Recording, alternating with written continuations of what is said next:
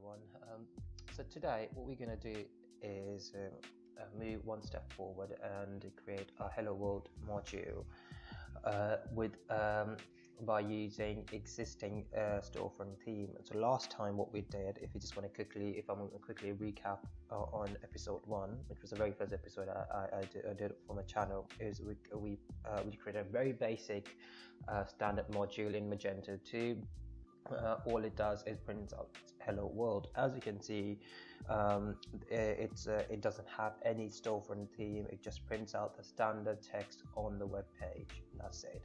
But if we want to move one step forward, what we want is print that Hello World text within storefront theme, which actually includes the header, footer, and the CSS and all the other theme which are customized by default. Obviously, I am using Luma theme, which is the default sample themes which it comes up with Magento when you download Magento CE edition. That's what we are programming at. So the very first thing you need to do to actually make changes to your existing Hello World module is you need to go back to a controller class. Just to give you a heads up, I'm using Sublime Text, which is absolutely amazing piece of software. It's great if you're using Ubuntu or Linux based platforms. I'm absolutely loving it. I've tried many other text editor and IDEs, which doesn't really necessarily work well. Brackets was amazing, but I was really impressed with it but Sublime Text is absolutely amazing. So lightweight, opens in flash of seconds, and you can install themes and packages. I can go on and go forth, but I believe that would be another episode on its own. So cracking on with the main theme of the day is how we can actually create Magento module using existing theme. So the very first thing we need to do is we need to actually call or create an object of a class which is known as the page factory. So that class is actually responsible for creating the main UI. At the moment, as you can see, creating objects is a bit of an old school thing which we don't really do in Magento 2. It's sort of a Magento 1 thing. In Magento 2, it all goes as per DI, which is dependency injection. What it does, it basically creates an object of that class and serves it for your class rather than saying new or using this special operator which we used in Magento 1 as mage. We literally just call the class, and then that object of the class is served to our class. So how does it work? If I quickly call this class, which is Magento framework view result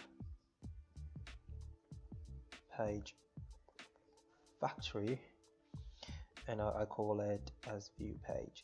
So as you can see, what we have done is actually created an object of that class, of page factory class, rather than saying page factory equals other than saying view page equals new page factory, which is a bit of an old school theme. We are doing DI. If you want to read more about DI, that how does it work, I would recommend going on Wikipedia or Google and having a read about it. It's a very new concept, and I would say if you want to get your basics sorted, I definitely recommend you having a bit of a theme on DI, that how does it work in Magento 2, and what are the importance of using DI, because it's a new software architecture theme, and I would definitely recommend you having a read over it. Right, so we have done our page factory. Now what we need to do is obviously I'm going to declare a protected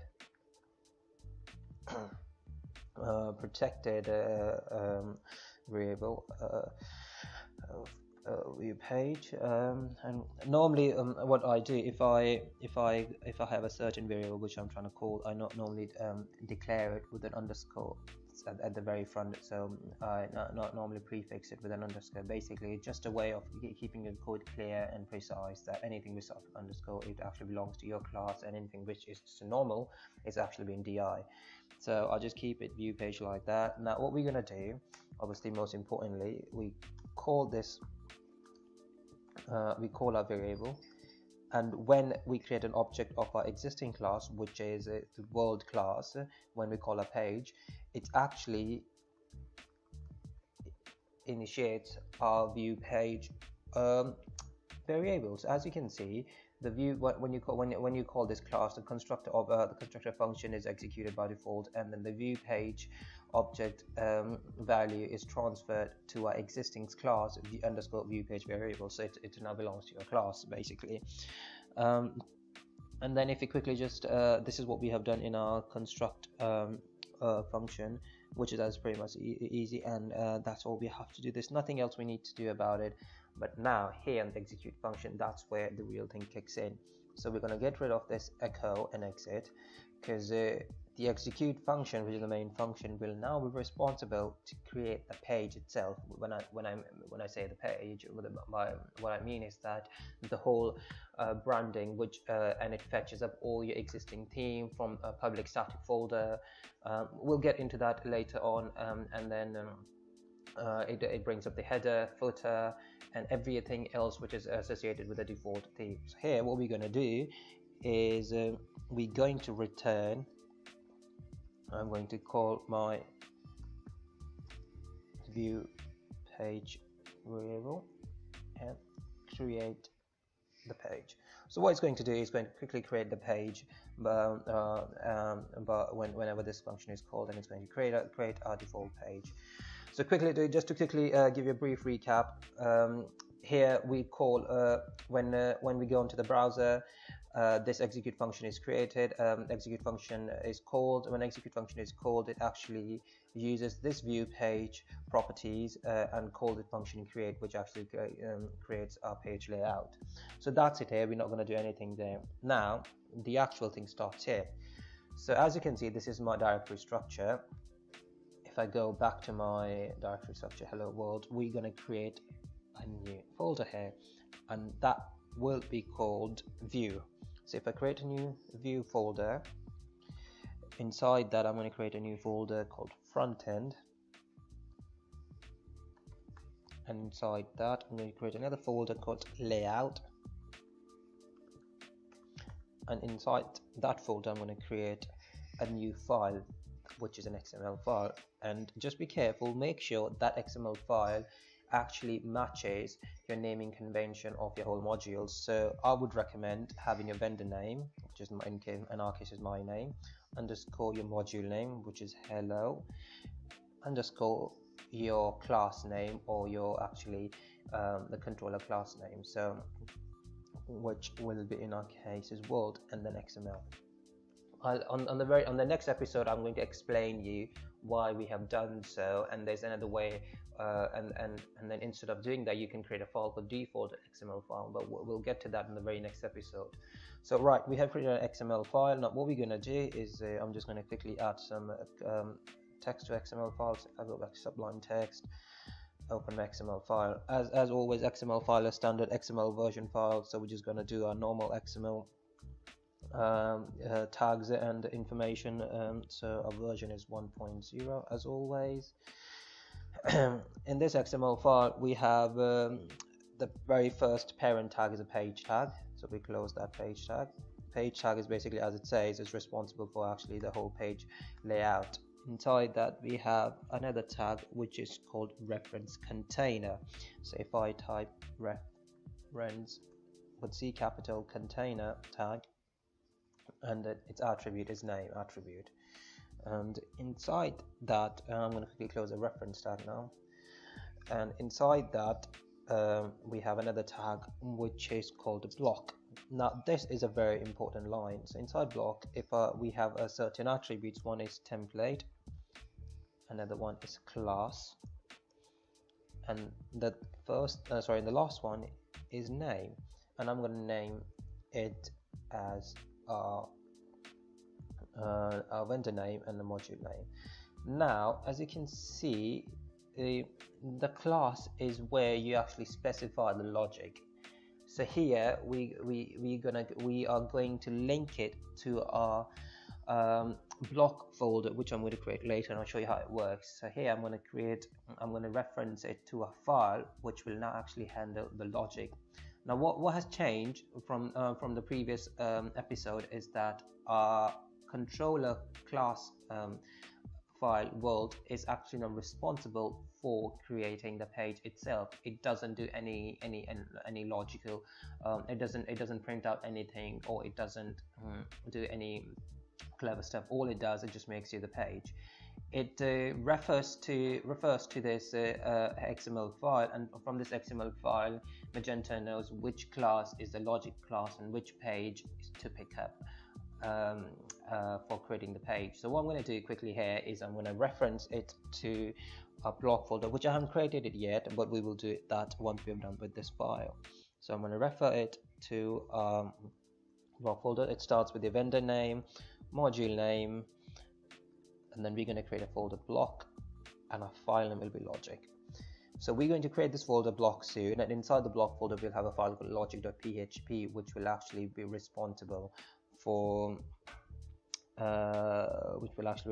actually preparing the layout and a few other things. At the moment we're not gonna do anything with that block folder, but we need it before Magento can actually make up your page. In a template attribute, that's where we specify what where are we going to write a hello world. So in the template file is where you actually write your code, and Magento use that as your front end, so which in our case will be inside the view folder. So I want to quickly make it as view.phtml.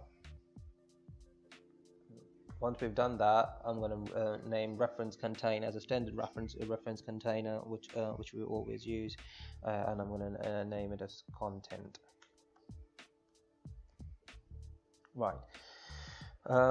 So just to quickly give you a heads up, we need to use a standard page XML information and attributes, which is all available in my blog. I'm gonna mention this link with the video, so you can refer it back and copy paste the source code if you have done anything wrong, so that you can use it as a reference guide. So what I'm gonna do is copy this, go back to my text editor and paste it, and that's all we've done. So just to quickly recap, what we have done with this file is that we have created a page attribute, and inside page tag, and inside page tag we have a reference container tag. What the reference container tag has an attribute which is content, which you can name whatever you like, and inside that we have a tag called block, which is the important tag. Inside block tag we have attribute a template, which refers to your PHTML file, which actually where you will be writing hello world. So it's essentially where your front end lies. Class name is where your logic is, which we're going to create soon, and name is any naming convention, but I would always say make it similar to your vendor and module naming convention to keep things easy for yourself. Right, we've done with this thing. Now what we're going to do is, as I said, we're going to go back to our folder module folder, and then create a new folder, which we're going to call it as block folder, and that's where we logic and lie. So I'm going to create a new folder called block, and inside that I'm going to create a new file called logic.php. You can name it whatever file name you want. It doesn't have to be logic. It can be either main, or it can be master logic. It's entirely up to you, but I just make it logic just so just as it makes sense, as it like this is the file I'm using for writing logics. So if I go back to my Sublime text, I should have picked up the block folder logic. Right, so normal PHP file. So I type PHP in the very first thing when I declare my namespace, to make, rather than typing the whole rather than referring to the whole class, I'm just going to type in namespace, so which in our case would be the vendor name, module name, and a folder block. Hello block.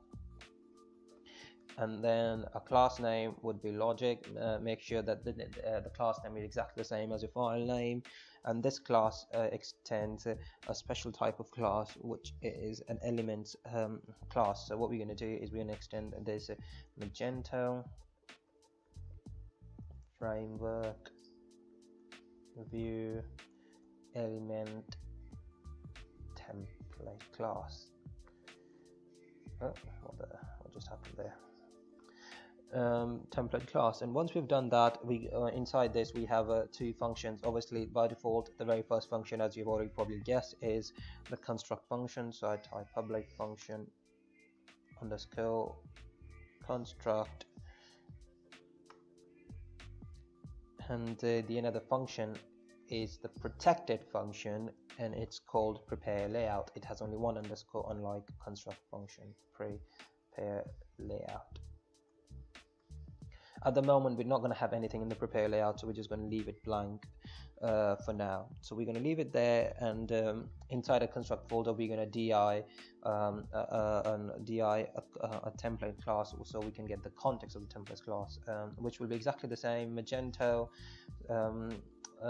framework view element template context, and I'm going to call it context variable. And what we're going to do is we're just going to return that variable back with the parent underscore construct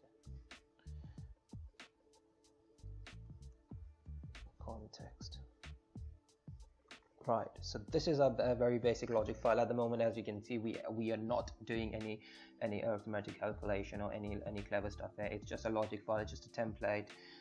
It has two function construct. When you call this class, it creates an object for it, and then it gets a object from context class, which is a part of a template class of Magento's framework, and the prepare layout, which I'll tell you later on that where we use prepare layout. At the moment, we're just going to keep it blank.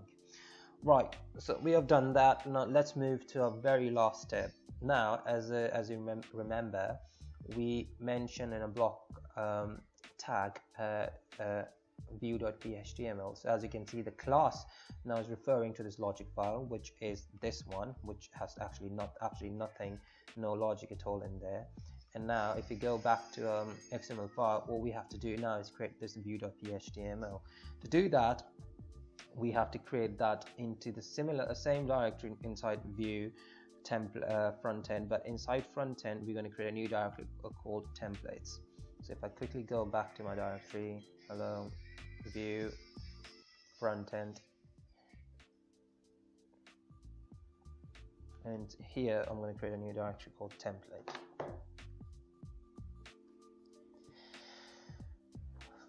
Templates, and inside that I'm going to create a new file which is going to match exactly the same name we'll specify in XML file, which in our case what we did was view.phhtml. And inside layout we have our XML files. Inside templates we have a view.phhtml file. I'll go back to my sublime text. You should have picked up templates. Remember it ends with S, templates, because I've done that mistake many times in the past and spent absolute ages trying to debug it, and turns out that I've actually called my folder template rather than templates. And view.phhtml, and now this is a normal PHP file, so it's going to have a closing PHP tag as well. And here I'm going to echo hello world.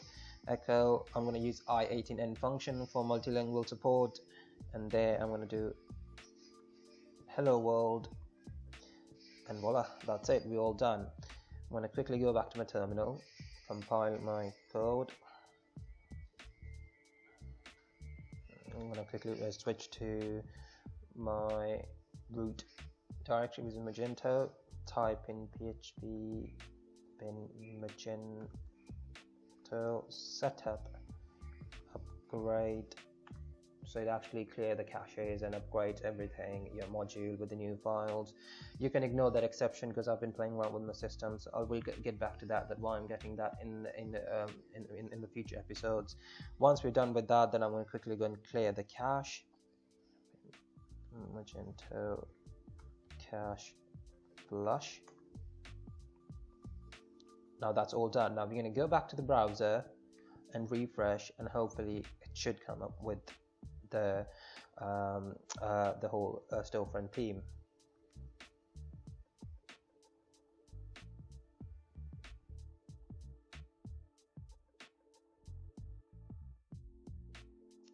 And here we go, it has done it. So all we have done so far is, just to quickly give you a recap, is print out a hello world module inside Magento's default storefront theme in it, which in our case is obviously the sample theme supplied by Magento. So just to quickly give you a brief on what we have done, what the changes we made so far from a previous project is we DI'd a page factory class object which was responsible inside for creating the whole page inside the execute function. Then we created our XML file inside a new folder. We created a new folder called view, and then front end, as the name suggests, and inside that front end folder we had two folders for layout and templates. Inside layout we created an XML file where we specified the logic of a class and the front end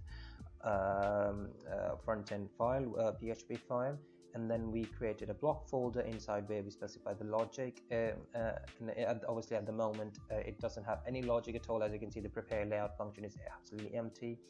And then we created a view.html file which is created inside the view folder, front end templates folder, and view.html file. And this all works through two main files. One is obviously a controller class, because that is part of your link. As you can see, your link ends up with the world name.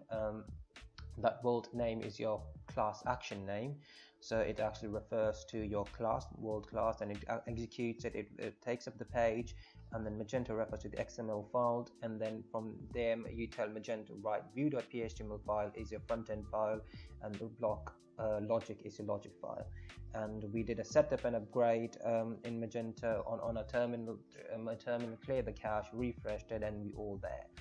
So folks, that was us episode 2 on how to create your Magento module using an existing storefront theme. The next episode will be on how you can create your CSS and JavaScript file and link them together to your module. So stay tuned for that, and I'll be in touch with you shortly. Have a good day. Bye now.